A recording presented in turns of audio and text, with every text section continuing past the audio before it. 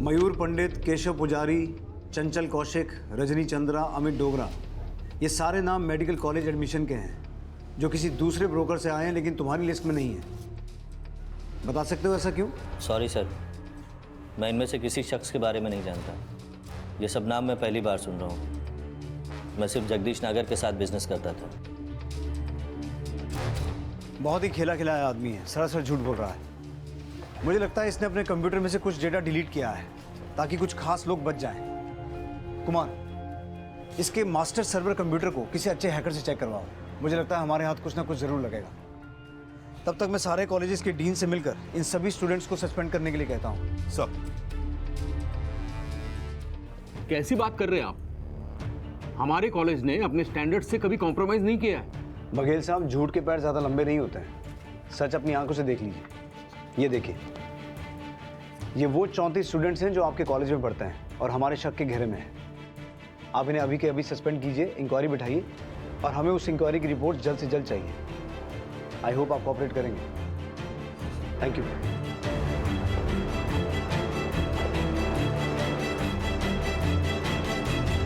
इस तरह के कई नोटिसेस कई मेडिकल कॉलेजेस में दिए गए जहां कई संख्याओं में ऐसे स्टूडेंट्स शक के घेरे में आए थे जिनका इस स्कैम से कनेक्शन हो सकता था, और कई कॉलेजेस के स्टूडेंट्स ने इसका विरोध भी किया।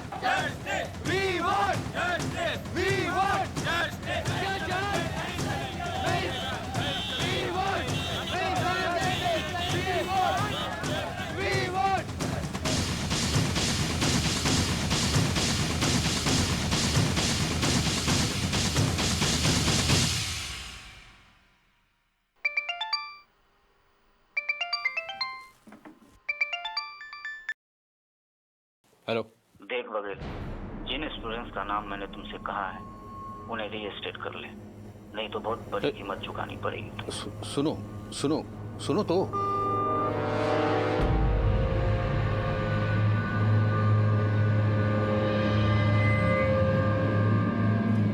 तुम यहाँ क्यों आए? क्यों सर, आपने मुझे ट्रांसफर करा दिया तो मैं आपसे मिलने भी नहीं आ सकता हूँ। बोलो, क्यों आए हो? सर, ये 34 स्टूडेंट्स हमारे कॉलेज से भी रेस्ट्रिगेट हुए हैं। मुझे हमेशा से डाउट था कि कुछ गड़बड़ तो ज़रूर है। स्टूडेंट्स टॉपर हैं, मुझे तो इनके रिजल्ट्स पर डाउट है, लेकिन आपने उस वक्त मेरी बात सुनी तक नहीं। उसके बाद जब ये इंटरनल एग्ज़ाम इन्होंने पास किया, उस वक्त भी मैंने आपसे कहा कि सर ये स्टूडेंट्स इंटरनल एग्ज़ाम पास करने तक के लायक नहीं है। उस वक्त भी आपने कोई एक्शन नहीं लिया।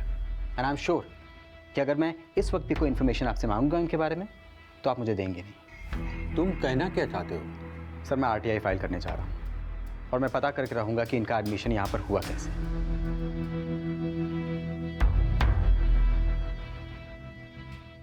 STF ने जतिन के कंप्यूटर से और इंफॉर्मेशन निकलवाने के लिए एक इंटरनेट और कंप्यूटर हैकर मयंक सिंह की मदद ली। हमें ऐसा लगता है इसमें से डेटा डिलीट किया गया है। तुम उस डेटा को रिकवर कर सकते हो? जी सर। सर, अगर कंप्यूटर सर्वर से कोई फाइल डिलीट कर दी जाए तो उसका एक बैकअप डाटा रहता है, मेटा डाटा। सर, मुझे थोड़ा सा टाइम लगेगा उस डाटा को रिट्रीव करने में। श्योर। हाँ कुमार। सर, एक इन्फॉर्मेशन मिली है। जवाहर मेडिकल कॉलेज के डीन डॉक्टर गिरीश बघेल ने अपने आप को जलाकर सुसाइड कर लिया है। व्हाट? सर, मिस्टर बघेल की मौत 90% जलने से हुई सर। उनकी पोस्टमार्टम रिपोर्ट कब तक आ जाएगी? 1-2 दिन में आ जाएगी sir. Okay, excuse me. Sure. Sir, मैंने कुछ मेडिकल कॉलेज के सस्पेक्टेड स्टूडेंट्स के अगेंस्ट RTI फाइल की थी जिनका जवाब कल डीन साहब को देना था। सर, मुझे बहुत स्ट्रांगली फील हो रहा है कि डीन साहब किसी बड़े माफिया रैकेट में फंस गए थे और उन्हीं लोगों ने इनकी जान ली है।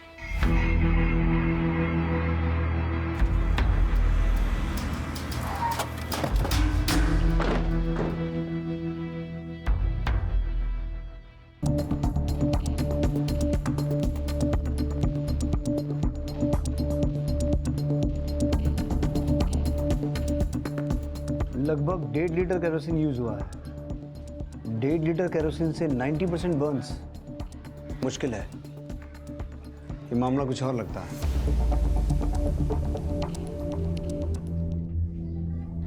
मैडम, ये सब हुआ कैसे? सर, मैं रोज की तरह मंदिर गई थी और जब मैं वापस लौटी तो मैंने देखा डीन साहब आग की लपटों में घिरे हुए हैं। और मैंने घबरा के एम्बुलेंस को फोन कर दिया। एसटीएफ ने सस्पेक्ट स्टूडेंट्स की एक लिस्ट दिगवाना कॉलेज को भी दी थी, जिस पर अमरीश अपनी नजर बनाए हुए था। सर 2 मिनट की आपसे बात करना चाहते हैं सर, हमारी मदद कर दीजिए सर। देखो यहाँ का रूल है, हम नहीं बता सकते, कॉलेज में जाके पता कर लो, ठीक है? सर आप 2 मिनट के लिए बस हमारी बात सुनो। क्या हुआ अमरीश बाबू, कोई प्रॉब्लम है क्या? नहीं गुप्ता जी, कुछ खास बात नहीं सर। सर आप इस हॉस्टल के वार्डन हैं सर, आप इतनी मदद कर दीजिए, बस ये बता दीजिए इस हॉस्टल में कितने लोग इस लिस्ट के रहते हैं। बता दीजिए सर। बता दीजिए सर। बताता हूँ। सतीश शुक्ला जी, विशाल राठौर, रुपेश कुमार, दीपक सिंह और मुकेश राय, ये 5 लोग यहाँ रहते हैं। धन्यवाद सर। सर, दिगवाना पुलिस को रेलवे या फिर गायब हो रहा है। तुम्हारी सिक्योरिटी का सवाल है। डोंट वरी सर, मुझे कुछ नहीं होगा सर। मेरे पास एक प्लान है सर। जो लोग भी मारे जा चुके हैं ना, हम उन पे एक स्टोरी बनाते हैं सर। सर इससे पहले कि कोई दूसरा चैनल करे, हम करते हैं सर। Sir please. ठीक है, बट बी वेरी केयरफुल। हाँ, thank you. Thank you sir. Sir, ये कविता की पोस्टमार्टम रिपोर्ट। इस रिपोर्ट के मुताबिक उसकी बॉडी पर जो एक्सटर्नल इंजरीज के मार्क्स थे, वो उसकी मौत के बाद हुए थे, और उसकी मौत गला घोटने से हुई है सर। इसका मतलब है उसका मर्डर हुआ है? यस सर, और रिपोर्ट से ये भी पता चला है कि उसको कई बार मोलेस्ट भी किया गया था। मोलेस्ट? अगर ऐसा होता सर तो हमारी बेटी कम से कम हमें तो कुछ बताती। लेकिन हमें ऐसा पता चला है कि काफ़ी समय से उसके साथ मोलेस्टेशन हो रहा था। हो सकता है उसकी ज़िंदगी में कोई लड़का हो जो उसके साथ ये सब कर रहा था। अब सर इस बारे में कोई आइडिया नहीं है सर, लेकिन सर एक लड़का ज़रूर है, अमरीश। उस पर ज़रूर शक है हमें। वो उसके गायब होने के पहले कई बार उससे मिला था। कविता मेडिकल बोर्ड की सस्पेक्ट लिस्ट में थी। एक बात सच सच बताइए, आपने पीएमटी का एग्ज़ाम क्लियर करवाने के लिए कितनी रिश्वत दी थी, किसको दी थी? सर ऐसा कुछ भी नहीं है। हमने पहले भी आपको बताया, हमने कोई रिश्वत नहीं थी। कविता ने अपनी मेहनत से एग्जाम पास किया सर पीएमटी का। हमने किसी को कोई पैसा नहीं दिया। सर आपने बुलाया था? ये सब इसकी वजह से ये सब हुआ। इसकी वजह से कविता इस सब में पड़ी। हमारी बेटी तो मासूम थी। मासूम हमारी अम्मा भी थी, और वही नहीं, न जाने कितने मासूम मरीज इन नालायक डॉक्टरों के चक्कर में सूली चढ़ जाते हैं। कविता की मौत का दुख हमें भी अंकल जी, लेकिन गलती हमारी नहीं थी।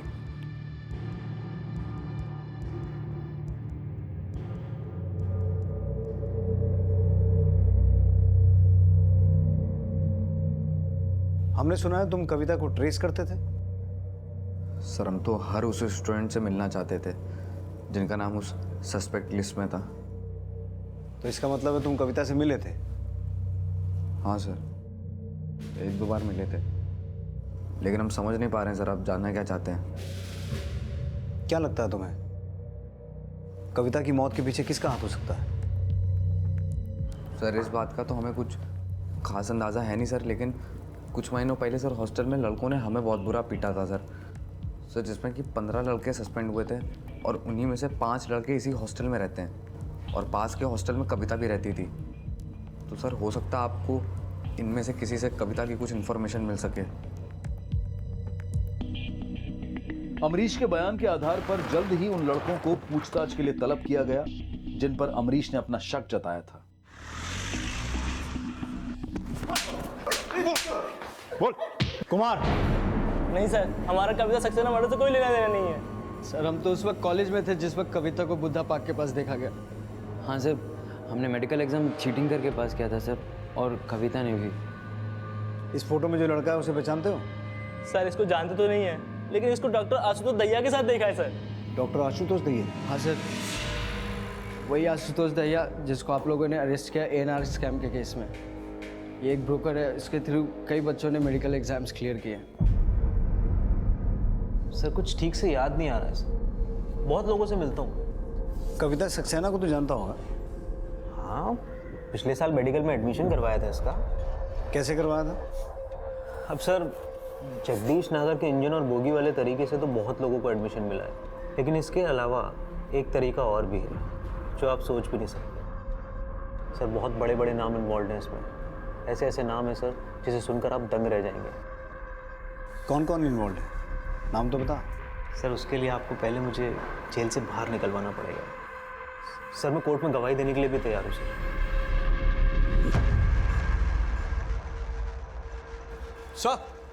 सर एक सेकेंड, ये देखिए सर। बहुत ही शातिर दिमाग है, सरासर झूठ बोल रहा है कि इसने इस आदमी को नहीं पहचाना। कुमार, जल्द से जल्द इसकी बेल करवानी होगी, बहुत से राज छुपा रखे हैं इसने। हेलो सर, मयंक ने जतिन के कंप्यूटर से कुछ फाइल्स को रिकवर कर लिया है। सर मैंने जतिन के कंप्यूटर से एक डिलीटेड फाइल रिकवर की है सर। सर वो एक एक्सेल शीट है, ये देखिए लिस्ट सर। सर जैसे कि आप देख सकते हैं कि सीरियल नंबर सीक्वेंस में है सर, 1 2 3 4 5, लेकिन रोल नंबर है वो सीक्वेंस में नहीं है सर। देखिए 7621555, 76211 के बजाय 425638 है सर। सर इसे देख के ऐसा लगता है कि ये उन बच्चों की लिस्ट है जिन्हें अपने मुताबिक सेंटर अलॉट किया गया है और उनकी पूरी इंफॉर्मेशन यहाँ रखी गई है sir. Serial number, roll number, name, examination centre, code. ये कोड क्या है? ST, KS, LM। सर ये हो सकता है किसी एग्जामिनेशन सेंटर के इनिशियल्स हों या किसी के नाम के इनिशियल्स, या फिर कोई एक सीक्रेट कोड। Secret code? मुझे लगता है यही वो राज है जो जतिन हमसे छुपाना चाह रहा था। ये लिस्ट बनाई कब गई है? सर लिस्ट करीब 2 साल पहले बनाई गई थी और ये डेटा जतिन के कंप्यूटर से ही जनरेट हुआ है सर।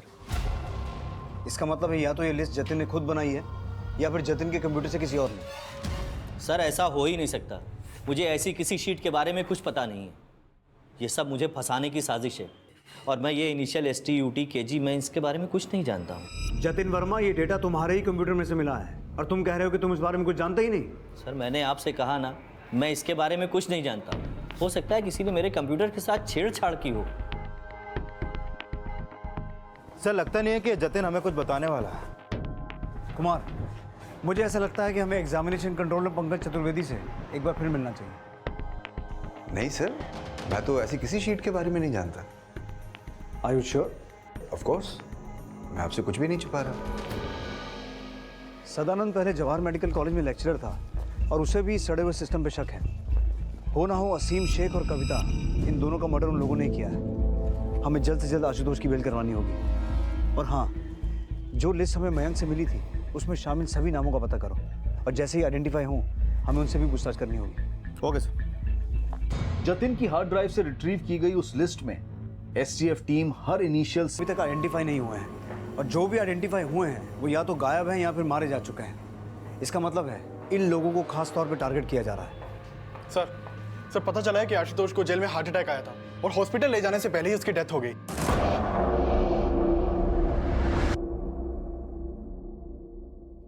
सर ये केस तो दिन पर दिन खतरनाक होता जा रहा है। इसका मतलब है हमारी हर मूवमेंट पर नजर रखी जा रही है और इस केस का शिकार सिर्फ एक्यूज और विक्टिम ही नहीं, कोई भी हो सकता है।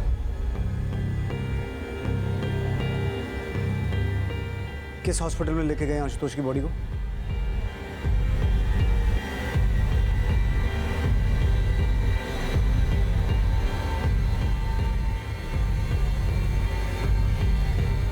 आशुतोष की मौत के पीछे कोई ना कोई साजिश है।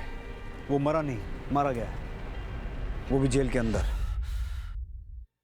आशुतोष इस केस में एक ऐसा अपराधी था जिसने कई बड़े नामों पर इस केस से जुड़े होने का संदेह जताया था। सर बहुत बड़े बड़े नाम इन्वॉल्व हैं इसमें, ऐसे ऐसे नाम है सर जिसे सुनकर आप दंग रह जाएंगे, जिनको उसने डिस्क्लोज तो नहीं किया था, लेकिन जेल में हुई उसकी मौत ने पूरे प्रशासन पर सवालिया निशान खड़े कर दिए थे। पोस्टमार्टम रिपोर्ट में आशुतोष की मौत को संदिग्ध पाया गया, जिसके बाद जेलर समेत 4 पुलिसकर्मियों को सस्पेंड कर दिया गया।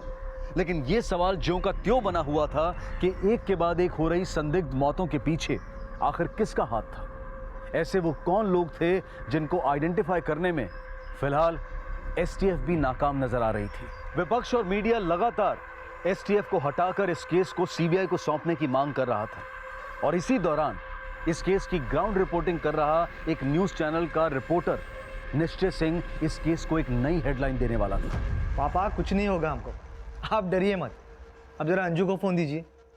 अंजू, निश्चय का फोन। हेलो, तुम पापा की टेंशन मत लो, हम समझा लेंगे उन्हें, तुम अपना ख्याल रखना। अरे ख्याल तो तुम अपना रखना। अच्छा बताओ, डॉक्टर के पास गई थी कल? हाँ गए थे, उन्होंने तो हमें डिलीवरी की डेट भी दे दी है।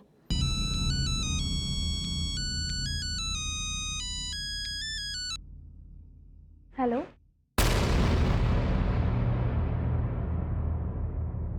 ठीक है मैं आती हूँ। कहाँ जा रही है बेटा? पापा मैं हॉस्टल जा रही हूँ। हॉस्टल से ही तो छुट्टी लेकर आई थी तू।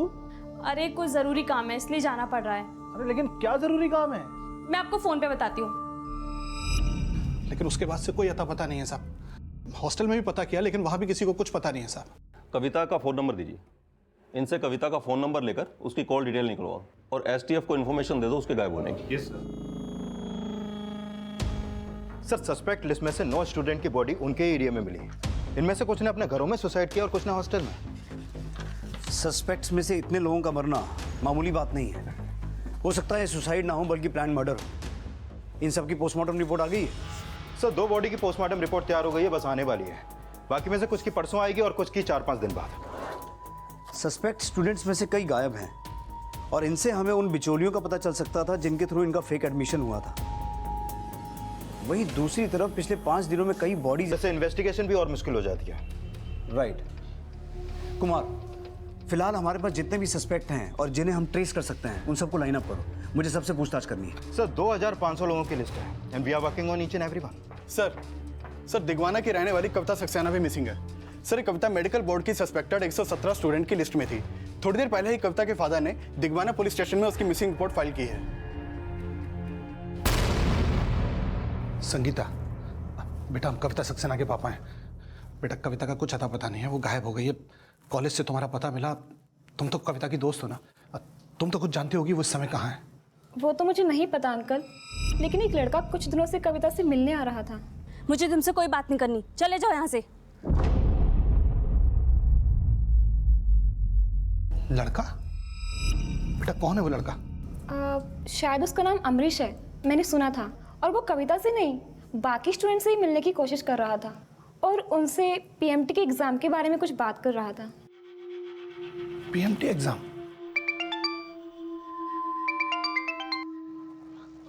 हेलो, हाँ बेटा कविता के बारे में कुछ पता चला? मैं कविता के कई फ्रेंड से मिला लेकिन कविता के बारे में किसी को कुछ नहीं पता। और पापा इसके अलावा एक और बात पता चली है कि कविता के अलावा मेडिकल कॉलेज के और भी स्टूडेंट मिसिंग हैं। क्या?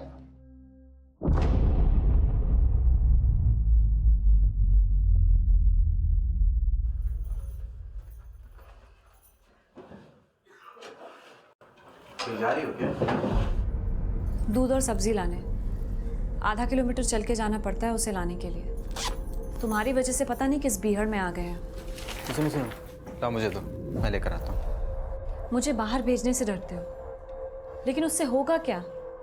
क्या तुम्हारे बाहर जाने के बाद मुझ पर यहाँ कोई अटैक नहीं कर सकता? डरो मत गीता, सिक्योरिटी के लिए एप्लीकेशन दिया है मैंने कोर्ट में और सर्वेंट का भी इंतजाम करा रहा हूँ। अपना ट्रांसफ़र तो रुकवा नहीं पाए तो ये सब क्या खाक करोगे? अमरीश के अलावा डॉक्टर सदानंद इस केस के वो विसल ब्लोअर थे जिनकी सूझबूझ और जागरूकता की वजह से एडमिशन एंड रिक्रूटमेंट घोटाला सामने आया। लेकिन अब डॉक्टर सदानंद और उनकी पत्नी की जान खतरे में थी। वहीं शॉर्टलिस्ट हुई 2500 की सस्पेक्ट लिस्ट में से आए दिन कई मौतें हो रही थी, जिसको लेकर एसटीएफ भी अचंभित थी। यह अंदाजा लगाया जा रहा था कि ये मौतें सिर्फ इसलिए हो रही हैं ताकि वो सारे सस्पेक्ट एसटीएफ की जांच के दायरे से बाहर रहें और इस घोटाले से वो बड़े नाम सामने ना आ पाएं जो इस घोटाले के किंगपिन हैं। लेकिन कविता सक्सेना के गायब होने का क्या राज था? क्या वाकई में उसके पिता ने पैसा देकर उससे पीएमटी का एग्जाम क्लियर करवाया था, या फिर कविता के गायब होने का कोई और ही राज था? इन्वेस्टिगेशन की इस कड़ी में रोज कई बड़े खुलासे हो रहे थे और एसटीएफ की टीम एग्जाम के रोल नंबर अलॉट करने वाले सिस्टम एनालिस्ट जतिन से कई और अहम जानकारियां जुटा रही थी, जो कि इस पूरे घोटाले में डॉक्टर नागर समेत कई और डॉक्टर्स, ब्रोकर और स्टूडेंट्स के साथ साथ पुलिस की कस्टडी में था। कुमार, ये कंप्यूटर अपनी कस्टडी में ले लो। बिचौलिया बन के कितने स्टूडेंट्स को पास करवाया तूने, और ये सब कब से कर रहा है? सर धंधेबाजी का तो पता नहीं कब से चल रही है, पर जब मैंने औरों के धंधे से अमीर बनते हुए देखा तो सोचा कि मैं भी ये धंधा क्यों नहीं शुरू कर दूं।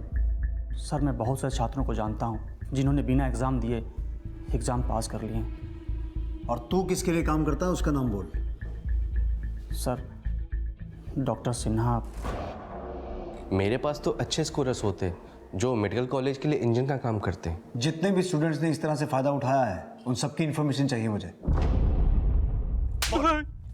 सर प्लीज़ मुझे माफ़ कर दीजिए सर, मेरा कैरियर ख़त्म हो जाएगा सर। तूने पिछली बार भी माफ़ी मांगी थी, लेकिन तेरे माँ बाप ने तेरी बेल करवा दी, पर तू फिर भी सुधरा नहीं। सर मैं तो लास्ट ईयर का मेडिकल स्टूडेंट हूँ सर, उसके बाद मैंने कुछ भी नहीं किया, ट्रस्ट मी सर। अगर तुझे अपने करियर की इतनी चिंता होती तो ये सब करता नहीं। चल सबके नाम बता जो तेरे साथ शामिल हैं। विनय, कमलेश।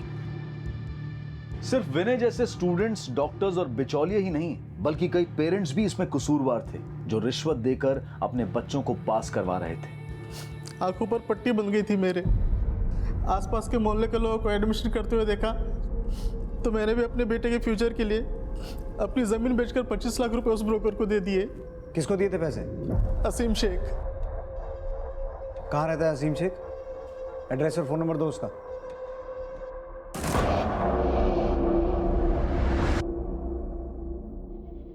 हाँ हाँ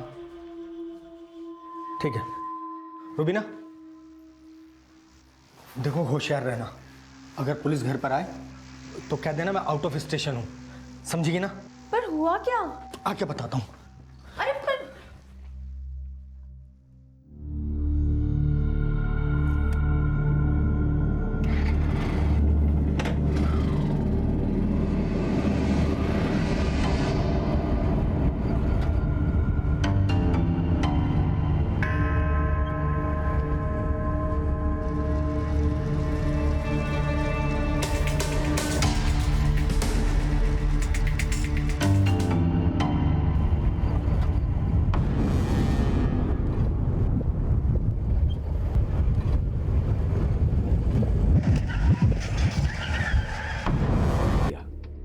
असीम शेख की मौत तब हुई जब हमने इन्वेस्टिगेशन शुरू किया था और इस केस में इन्वॉल्व दलालों को पकड़ रहे थे। हो सकता है ये एक्सीडेंट ना हो कि एक प्लान मर्डर हो। कुमार, असीम शेख का सीडीआर चेक करो और ये पता करो कि A&R केस में किस किस को जानता था। हमें A&R बोर्ड से क्रॉस चेक भी करना होगा। मुझे लगता है इस केस में जतिन ही अकेला करप्ट ऑफिसर नहीं है। इस केस की जड़ें बहुत गहरी हैं।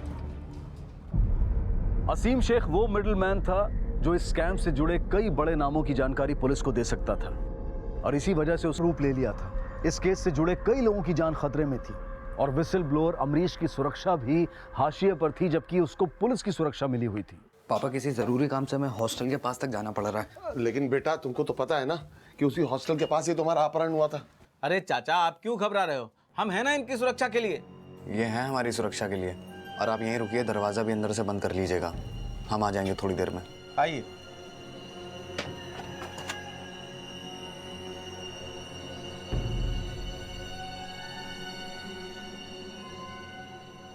सब पूरे इंडिया के टॉप के न्यूज़ रिपोर्टर्स इस A&R स्कैम की न्यूज़ कवर करने के लिए ग्राउंड रिपोर्टिंग कर रहे हैं सर। और आप मुझे वहाँ जाने से रोक रहे हैं, क्यों? देखो निश्चय, हमारी टीम के कुछ लोग हैं वहाँ। क्या तुम उनकी काबिलियत पर शक कर रहे हो? सर मैंने ऐसा नहीं कहा सर, लेकिन मैं जानता हूँ सर इस स्कैम से रिलेटेड मेरे पास कई सारी इन्फॉर्मेशन है सर, और मैं वहाँ जाके उस पर काम कर सकता हूँ। हाँ कुमार। सर, असीम शेख के पास जो कॉल आया था वो एक भीड़भाड़ वाले मार्केट एरिया से किया गया था। कुमार, मुझे पूरा यकीन है कि ये एक प्लान मर्डर ही था। पहले उसे फोन करके घर से बाहर बुलाया गया और फिर एक्सीडेंट करके मार दिया गया। इसका मतलब है कोई तो है जो ये नहीं चाहता था कि हम उस तक पहुंचते। अच्छा कुमार, हमारी लिस्ट में से जितने भी लोग मिसिंग हैं उन सब के केसेस की लेटेस्ट अपडेट दो मुझे। Okay sir. पापा, ये हमने अमरीश का पता लगाया जो कविता से मिल रहा था। ये अमरीश विसिल ब्लोअर यानी पुलिस का मुखबिर है, जिसने 2010 में PI डाला था कोर्ट में।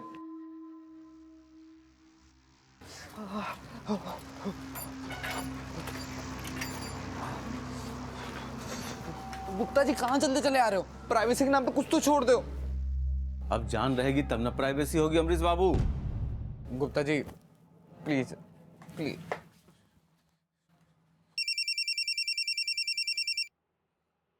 हेलो, यूवी कोड की बात कर रहे हैं, वो इनके द्वारा ही मैनिपुलेट किया गया है, क्योंकि ऐसा कुछ है ही नहीं।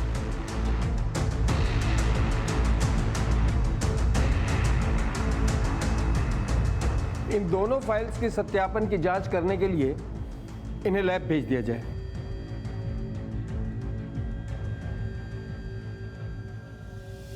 ये वो कमरा है सर जहाँ इन लोगों ने बंद करके सर हमें बहुत बुरी तरीके से मारा था। ये देखिए, कोर्ट में जो 2 लिस्ट पेश हुई थी उनमें जो थोड़ा सा डिफरेंस है उसके बारे में तुम क्या जानते हो? इसमें हमें कुछ गहरी चाल लगती है।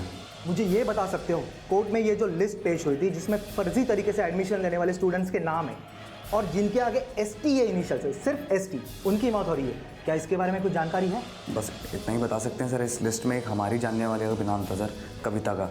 अब वो रही नहीं और उसके पापा ये मानना भी नहीं चाहते कि उसका एडमिशन फ्रॉड से हुआ था। कोई प्यार का मामला? सरासर झूठ है ये सब, ऐसा कुछ नहीं था। हमारी कविता का मर्डर हुआ था। पोस्टमार्टम रिपोर्ट भी आप देखिए, उसमें साफ साफ लिखा है कि हमारी बेटी की मौत जो है गला घोटने की वजह से हुई है।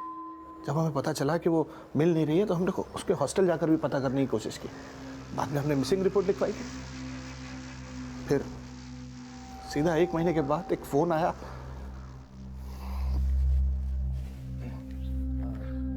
सर माफ़ कीजिएगा पर सुनने में ऐसा भी आया है कि कविता भी इस फ्रॉड में शामिल थी। सब झूठ है ये सब, ऐसा कुछ भी नहीं था।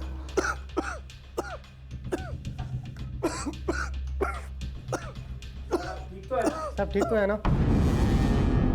वो इस घोटाले के रहस्यमयी चक्रव्यूह से जोड़कर ही देखा जा रहा था। निश्चय सिंह की मौत क्यों हुई? क्या वो इस केस से जुड़ा कोई बड़ा राज जान गया था और इसीलिए उसे मार दिया गया?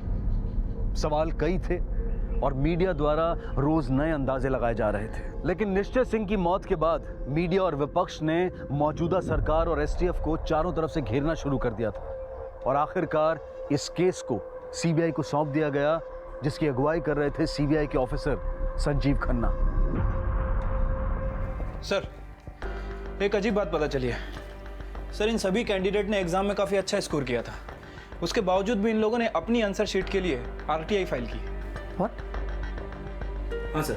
लेकिन राव, RTI तो वो स्टूडेंट्स फाइल करते हैं ना जिनके नंबर कम आए होते हैं और जिन्हें लगता है कि उनके नंबर ज़्यादा होने चाहिए थे। तुम कह रहे हो कि ये सारे स्टूडेंट्स टॉपर्स हैं, तो फिर इन्होंने RTI क्यों फाइल की? सर, इनमें से एक नाम किरण शर्मा का भी है। सर, मुझे लग रहा है कि इस आंसर शीट में कुछ ना कुछ गड़बड़ जरूर किया गया है। तुम कहना क्या चाहते हो? मैं कुछ समझा नहीं। सर, ये देखिए, एग्जाम में एक क्वेश्चन के 4 ऑप्शन होते हैं। कैंडिडेट को इनमें से किसी एक ब्लॉक को फिल करना होता है।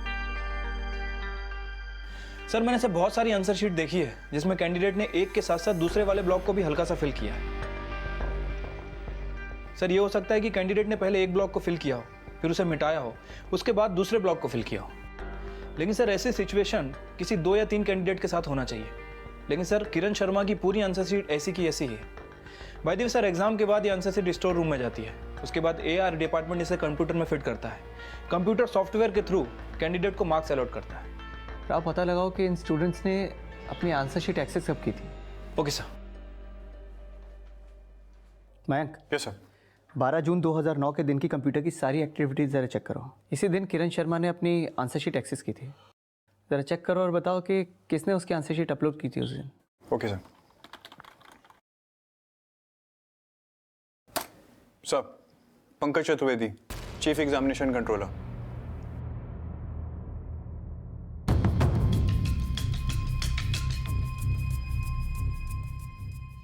जी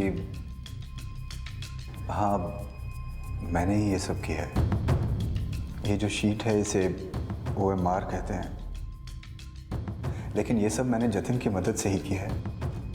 हम लोग पहले कैंडिडेट अपीयर होता है एग्जामिनेशन के लिए, फिर जो कैंडिडेट जैसा पैसा देता है उसी के अनुसार उसके स्कोर्स बनते हैं और उसी के मुताबिक उसकी रैंकिंग होती है ताकि वो अच्छे से अच्छे कॉलेज में एडमिशन ले सके। और एग्जाम्स? हम लोग पहले ही अपने कैंडिडेट को अच्छी तरह से समझा देते हैं कि अगर आपको सही आंसर आता हो तो ही आप शीट को फिल करें, वरना आप ब्लैंक छोड़ दीजिए शीट को। और ये भी जतिन का ही आइडिया था कि हम कैंडिडेट्स को बोल के RTI फाइल करें और फिर उसके बाद मेरे रूम में हम शीट्स को भर देते थे। इसीलिए सारे डिक्लेयर्ड स्कोर मैच हो जाते थे और हम उसी शीट को स्कैन करके कंप्यूटर्स पे अपलोड कर देते थे ताकि आगे चल के भी कोई गड़बड़ ना हो। तो फिर किरण शर्मा की आंसर शीट में इतने इरेज मार्क्स क्यों थे? वो कुछ ज़्यादा ही कॉन्फिडेंट थी सर। वो अपने आप ही सारे आंसर्स भर के आ गई थी। हम तो उसके शीट को करेक्ट भी नहीं करना चाहते थे। लेकिन उसके फादर ने 50 लाख रुपए दिया था, इसीलिए हमें रॉन्ग आंसर्स को इरेज करना पड़ा और सही आंसर्स भरने पड़े। चलो अब ये भी बता दो कि जतिन वर्मा की लिस्ट में एसटी कौन है? सर अगर हम आपको इसका जवाब देंगे तो हम जिंदा नहीं बचेंगे।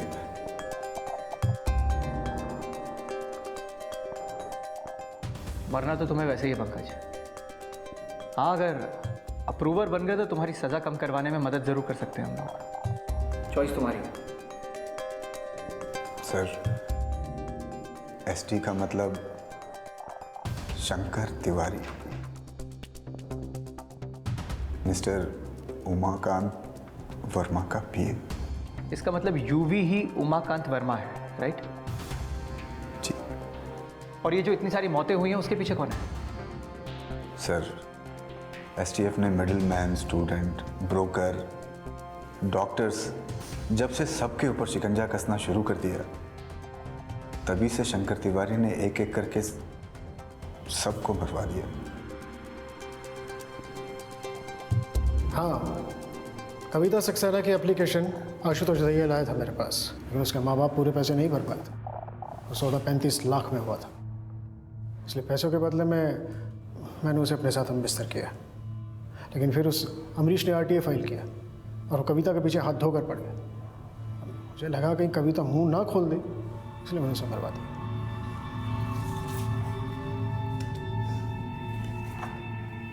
ये सानी है जो हमारे लिए उल्टे सीधा काम करता है। इसी ने ही कविता का मर्डर करके उसकी लाश को रेलवे ट्रैक के पास फेंक दिया था। और उमाकांत वर्मा? जी, जितने भी रिक्रूटमेंट होते थे उन सब में मिनिस्टर साहब का हिस्सा होता था। मिनिस्टर साहब ने ही इस पंकज चतुर्वेदी को एग्जामिनेशन कंट्रोलर बनाया था। वो बाद में पार्टी के कुछ नेता लोगों के बच्चों का एडमिशन भी इसी पंकज चतुर्वेदी ने OMR के जरिए कराया था। लेकिन जब STF वालों ने अरेस्ट करना शुरू किया तो जतिन थोड़ा सा घबरा गया, फिर उन सबको वहाँ से हटा भी दिया। लेकिन जतिन ने वो सेकंड लिस्ट तैयार की जो कोर्ट में पेश भी की गई, जिसमें ST के इनिशियल कैंडिडेट के नाम के आगे से उन्हें हटा दिया गया था। रिपोर्टर निश्चय राणा, डीन बाघेल और आशुतोष दहिया को किसने मारा? साहब, मैं अकेला नहीं हूं जो मिनिस्टर साहब के लिए काम करता हूं, और मैं इन सब के बारे में और कुछ नहीं जानता। आप मिनिस्टर साहब से क्यों नहीं बात कर लेते?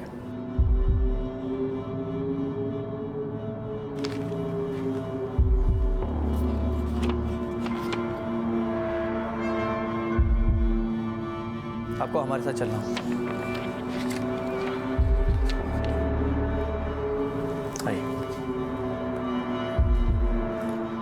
क्या आप बता सकते हैं कि रिपोर्टर निश्चय राणा, दीन बाघेल और आशुतोष दहिया को किसने मरवाया? देखिए, मुझे इस बारे में कुछ मालूम नहीं है और आप मेरे खिलाफ कुछ भी साबित नहीं कर पाओगे। ये सब मुझे फंसाने की एक साजिश है। इस केस में भले ही कई फर्जी डॉक्टर्स के नाम सामने आए, लेकिन ऐसा बिल्कुल नहीं था कि पूरा A&R बोर्ड और मेडिकल बोर्ड भ्रष्ट था। डॉक्टर सदानंद समेत ऐसे कई डॉक्टर्स हैं जो इस नोबल प्रोफेशन में बेहद ही संजीदगी से अपनी भूमिका अदा कर रहे हैं। मिनिस्टर उमाकांत फिलहाल जमानत पर रिहा हैं, लेकिन इस घोटाले में उनकी भूमिका अब भी शक के घेरे में है। सीबीआई की इन्वेस्टिगेटिंग टीम ने सीबीआई कोर्ट में दिसंबर 2017 में अपनी चार्जशीट फाइल कर दी थी, जो कि 23,000 पन्नों की थी। इन 23,000 पन्नों में कितने आरोपी हैं और कितने निर्दोष हैं, ये साफ होना अभी बाकी है। इसी विचार के साथ अब मैं अनूप सोनी आपसे विदा लेता हूं। फिर मुलाकात होगी अगले एपिसोड में एक और चौंका देने वाले केस के साथ। तब तक अपना और अपने परिवार का ख्याल रखें और देखते रहें क्राइम पेट्रोल डायल 100। सबक एक को सीख हम सबको। जय हिंद।